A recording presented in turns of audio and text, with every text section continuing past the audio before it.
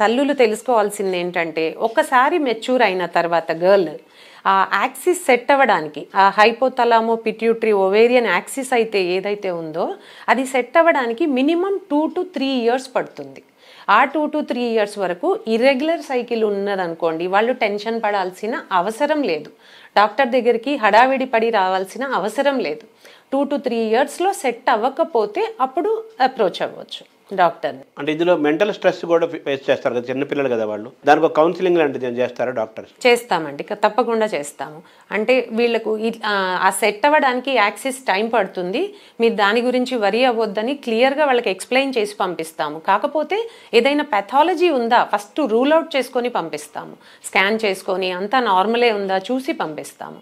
Irregular cycle ఉంటే tension పడాల్సిన అవసరం లేదు ఆ 2 to 3 years టైంలో. ఆ తర్వాత ఆటోమేటిక్గా అది సెట్ అయిపోతుంది. మెయిన్గా ఈ ఏజ్ గ్రూప్ వాళ్ళు డాక్టర్ని ఆ టైంలో సంప్రదించడం వల్ల ఒకటి ఏంటంటే, ఈ మధ్య కాలంలో సర్వైకల్ క్యాన్సర్ వ్యాక్సిన్ కూడా అవేర్నెస్ తక్కువగా ఉంది. అది కూడా మనం వాళ్లకు చెప్పే ఛాన్స్ ఉంటుంది మనకు ఆ టైంలో. ఎందుకంటే ఆ వ్యాక్సిన్ 9 years నుంచి 14 years ఉన్న వాళ్ళలో 2 doses ఆఫ్ వ్యాక్సిన్ తీసుకున్నారనుకోండి, 6 months గ్యాప్లో 2 doses వ్యాక్సిన్ తీసుకుంటే వాళ్ళకి లైఫ్ లాంగ్ సర్వైకల్ క్యాన్సర్ రాకుండా ప్రొటెక్షన్ ఉంటుంది.